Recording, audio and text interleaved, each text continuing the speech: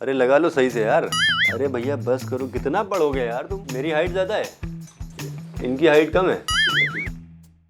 नमस्कार दोस्तों, मैं फर्रुख हैदर हूँ, मेरे साथ चिराग गोटी हैं और आज हम जो न्यूज़ डिस्कस करने जा रहे हैं वो यूक्रेन के विमान की अपहरण की न्यूज़ है। सुबह ये न्यूज़ आई, इनफैक्ट रात में ही देर रात ये न्यूज़ आई कि यूक्रेन का विमान हाईजैक कर लिया गया है। वो विमान जो काबुल से उड़ा था और वो यात्री विमान था। तो ये खबर दोपहर तक रही कि ये विमान हाईजैक किया गया है और ये विमान हाईजैक होने के बाद ईरान के मशहद शहर में गया था और वहाँ से वो फिर पहले जो वो बताते हैं जो यूक्रेन ने कहा।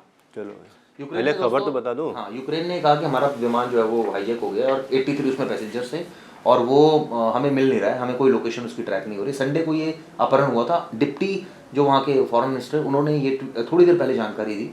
इसके बाद हड़कंप मच गया एकदम कि क्या हुआ, अचानक कैसे हो गया। तुरंत ईरान की प्रतिक्रिया आ गई। बताइए आप क्या आई?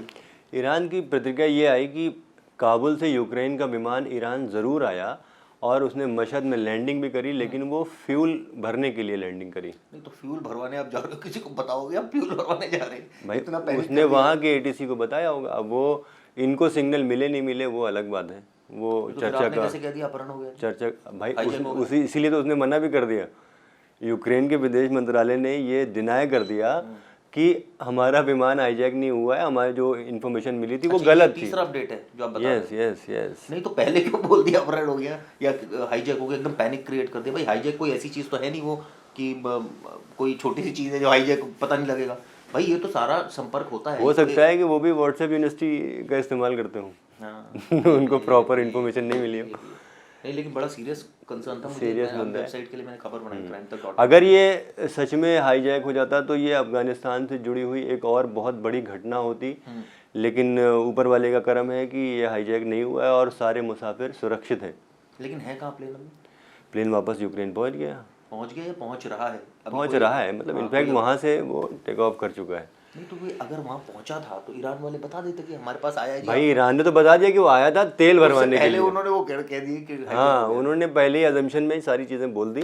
बड़ा ईरान ने बताया कि मशहद वहाँ पे एक शहर है, अच्छा बड़ा शहर है, और वहाँ पे उसने प्लेन ने लैंड किया, वहाँ फ्यूल फिलिंग हुई और वो फिर वो वहाँ लैंड से कर रहा है, वहाँ रुक रहा है, फ्यूल भरवा रहा है और जिस देश का है उस देश को कोई जानकारी नहीं है। तो ये वहाँ का अपना निज़ाम है, वो नहीं उसको ट्रैक कर पाए, ये उनकी गलती है। बाद में उन्होंने माना भी यूक्रेन के विदेश मंत्रालय ने। लेकिन संडे को हुआ और आज ये जानकारी आई है। मतलब 2 दिन के बाद एकदम ये खबर आ रही है और 2 दिन तक प्लेन का इसका मतलब नहीं आता पता। अगर मान लिया जाए संडे को अपहरण इसका किडनैप हाईजैक हुआ व्हाटएवर, हाँ तो 2 दिन तक हाँ, ये तो बड़ा सवाल है कि 2 दिन तक आप ट्रैक ही नहीं कर पाए। ट्रैक ही नहीं कर पाए।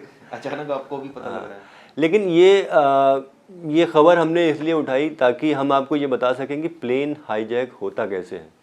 अभी तक जो प्लेन हाईजैक्स हुए हैं वो कैसे हुए हैं, चाहे वो WTC पे हमला करने के लिए हाईजैक हुआ हो, चाहे वो कंधार का जो हमारा विमान अपहरण का मामला था वो कैसे हुआ।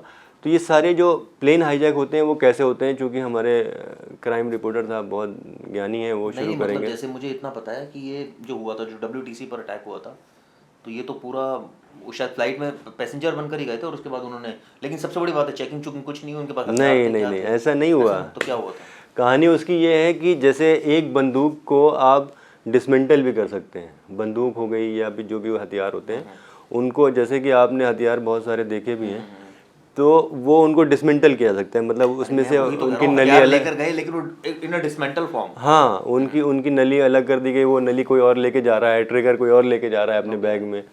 तो अच्छा बैग है तो सस्पिशियस ऑब्जेक्ट। नहीं, और ये ट्रेनिंग में होता है इनके। बैग में क्या होता है कि जब स्कैन होता है उसमें भी कई ऐसे तरीके बाद में खुलासे हुए कि होते हैं कि जिससे वो आपको स्कैन में छुपा लेते हैं। जैसे कई लोग जो है वो कार्बन से लपेट देते हैं, तो अगर आप कार्बन से लपेट देते हैं तो वो स्कैन में नहीं आ पाता है। जैसे कई लोग ड्रग्स को इनहेल कर हाँ, ड्रग्स इनहेल कर लेते हैं वो या किसी ने पैंट में रख लिया या कुछ भी कर दिया। अरे बड़े अलग अलग तरीके होते हैं वो। तो हाँ, उस तरह के तरीके होते हैं। और जबकि ऐसा नहीं है कि अगर आप मेटल लेके और मेटल डिटेक्टर से गुजर रहे हैं तो वो आपको पकड़ लेता है। फर्ज कीजिए किसी की पैर में रॉड पड़ी हुई है, तो अगर वो गुजरेगा, उसने कोई भी मेटल का सामान नहीं ले रखा है, लेकिन वो जो पैर में रॉड पड़ी हुई है उसकी वजह से वो पकड़ा जाएगा।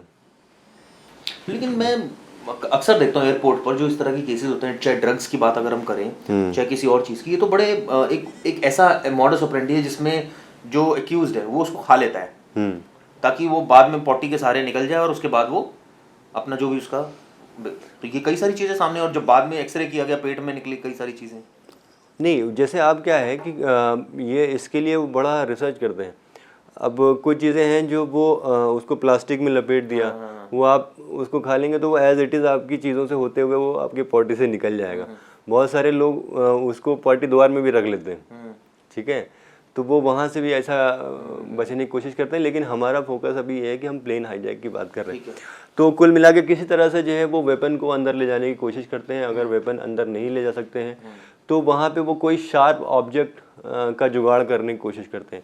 शार्प ऑब्जेक्ट के साथ वो, अगर वो कॉकपिट में घुस गए, ठीक है, और उन्होंने कॉकपिट में जाके पायलट और को पायलट को अपने काबू में कर लिया, तो इसका मतलब प्लेन हाईजैक हो गया, ठीक है। अब वो उसको जहाँ चाहे वो लैंड करा सकते हैं। हाँ, इसके लिए ज़रूरी ये है कि उनको विमान की बेसिक जानकारियाँ और एटीसी की जो जानकारियाँ हैं उसके बारे में उनको पता होना चाहिए। क्योंकि मैं वही कह रहा हूँ, आपने मान लीजिए कर लिया, हवा में आप हो गया हाईजैक, अब कहाँ उसको लेके जाओ? तो नहीं उतारते, जैसे ये खत्म हो जाएगा तो फिर तो उतरना पड़ेगा। वो उनको यही हवाला देते हैं एटीएस को, एटीसी को, कि मेरा फ्यूल ख़राब हो रहा है और ख़त्म हो रहा है और विमान में इतने मुसाफिर हैं, हमें लैंड करना ही है। तो इसलिए इस ग्राउंड पे उनको अलाउ किया जाता है। कहाँ लैंड करोगे? नहीं, बहुत से, जैसे अब ये जो आपका जो याद है आपको कंधार वाला? मुझे याद है, कंधार वाला भी, हाँ बताओ। वो यहाँ से जब नेपाल से उड़ा था उसके बाद वो चंडीगढ़ में फ्यूल फिलिंग के लिए रुका था, फिर वो वहाँ से कंधार गया था। तो ये सारी चीज़ें हैं, उनको भाई इस ग्राउंड पे कि मुसाफिर हैं, उनकी जान का ख़तरा हो सकता है, इस ग्राउंड पे उनको लैंडिंग की परमिशन दी जाती है। और ये इसको हमारे ख्याल से 80s के बाद या उससे पहले भी, आप जब म्यूनिक ओलंपिक हुआ था अगर आपको याद हो, तो वहाँ पे जो फ़िलिस्तीनी लोग थे उन्होंने इजरायली जो खिलाड़ी थे उनको मारा था, और उनमें से उनको जो है उन्होंने प्लेन हाईजैक करके वो वहाँ से प्लेन मांगा था और प्लेन पे उड़ने की कोशिश करने ही जा रहे थे जब उनको मार गिराया गया था।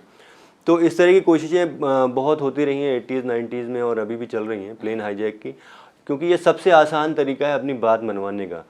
क्योंकि वो आसान तो नहीं है, आसान मतलब सबसे सीधा रास्ता है। जैसे अब मान लीजिए कि कोई सोचा था किसी ने कि WTC में इस तरह से प्लेन को हाईजैक करके क्रैश कर दिया जाएगा। हाँ, तो बहुत लंबी चौड़ी प्लानिंग है भाई उसकी। आप सोचो, वो कई, अगर आपने वो किताबें पढ़ी हो उसके बारे में, तो वो कई चरणों में प्लानिंग है।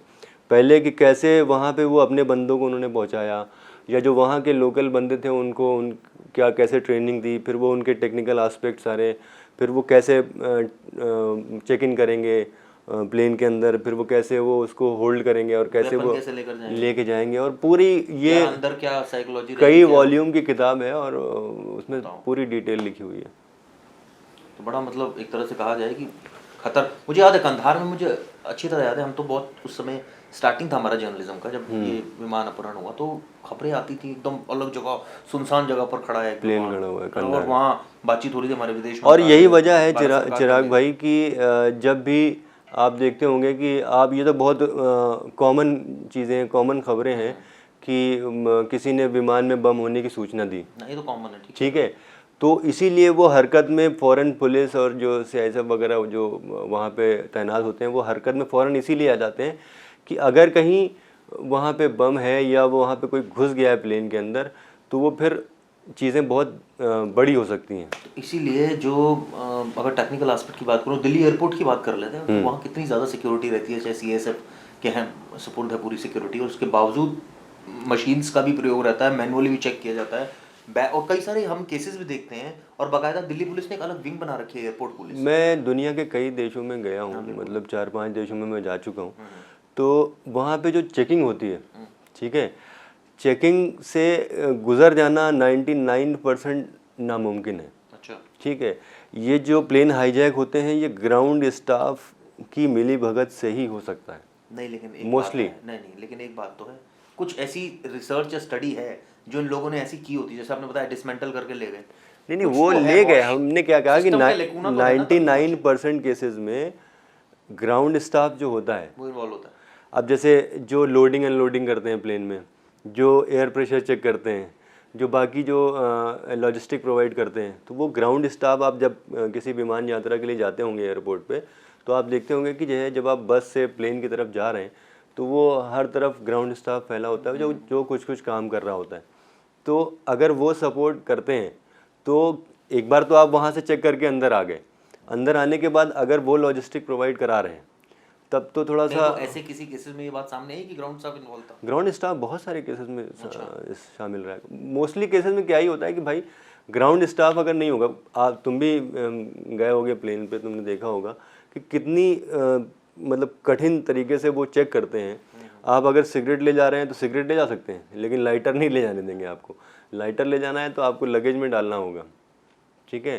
तो ये हम लोगों के साथ तो बहुत होती जबरदस्त है। दिल्ली एयरपोर्ट पर मैं कई बार गया वो आपका बेल्ट उतार लेते हैं, आपकी पर्स उतार लेते हैं, सब कुछ कर लेते हैं। तो ये चीज़ें हैं। उसके बावजूद हो जाता है सब चीज़ें। लेकिन सवाल ये है कि अब कैसे ये लोग ले आते हैं, तो इसके बारे में और अधिक जानकारी होनी चाहिए कि किस तरह से। हालांकि ये तो अब उनसे देखिए, मैंने 3-4 बेसिक चीज़ें आपको बताई जो मोस्टली केसेस में हुई हैं। पहला कि वो हथियार एक ही रूप में पहुंच सकता है, वो या तो वो डिसमेंटल करके ले जाए, ठीक है, या फिर कोई ग्राउंड स्टाफ उनको मदद करे। करके भी ले जाएंगे हैदर भाई, तो कुछ ना कुछ तो आएगा ना। मेटल की चीज़ तो मेटल ही रहेगी। नहीं, बहुत सारी, जैसे आप बैग में जाते हैं तो आपका जो है वो कोई ऐसा छड़ी है, फ़र्ज़ कीजिए आप बूढ़े हैं, किसी के अंदर कोई चीज़ घुसा हाँ, देते हैं। आप बूढ़े हैं, आपकी छड़ी है, आप छड़ी में लेके जा रहे हैं तो वो उसमें अंदर उन्होंने वो कर दिया, किसी और चीज़ में कुछ डाल दिया। तो इस तरह से एक तरीका तो ये होता है। दूसरा तरीका वो ग्राउंड स्टाफ वाला होता है। तीसरा तरीका ये होता है कि वो किसी नॉर्मल चीज़ को ले जाते हैं, किसी नॉर्मल ऑब्जेक्ट को ले गए, फिर उसको उन्होंने शार्प वेपन बना लिया। जैसे कोई शीशे की चीज़ है, ठीक है, वो बता के ले गए कि भाई ये तो परफ्यूम है या जो भी है, और उसको तोड़ के वो अंदर जाके उन्होंने उसको शार्प वेपन बना लिया।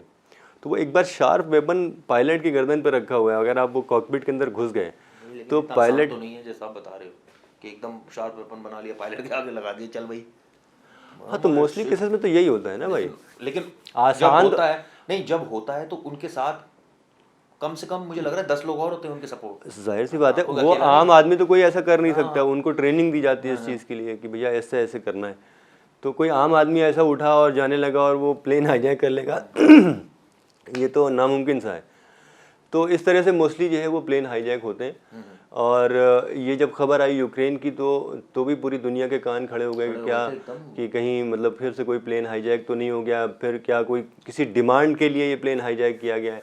हालांकि ये इनके इंटेलिजेंस फेलियर का नतीजा है यूक्रेन का, जो उन्होंने जो है वो बिना खबर की पुष्टि के ये खबर लीक करी, खबर बाहर करी। लेकिन चलिए, ऊपर वाले का करम है कि प्लेन हाईजैक नहीं हुआ, मुसाफिर सुरक्षित हैं और वो बहुत जल्द अपने अपने घर पहुंच जाएंगे। तो ये था हमारा आज का शो। आपको कैसा लगा हमें कमेंट ज़रूर कीजिए, बताइएगा। कोशिश हमने की कि इसमें आपको डीपली बताया जाए किस तरह से सारी चीज़ होती है, और हैदर भाई ने बहुत अच्छा समझाया क्योंकि इनका इसमें अधिक ज्ञान था, इन्होंने काफ़ी पढ़ा हुआ है। तो उम्मीद ये की जानी चाहिए कि हम ये उम्मीद करते हैं कि आपको ये वीडियो अच्छा लगेगा, और अगर कुछ कमियाँ होंगी तो ज़रूर बताएं हमें। बिल्कुल, हाँ, बिल्कुल। शुक्रिया। शुक्रिया।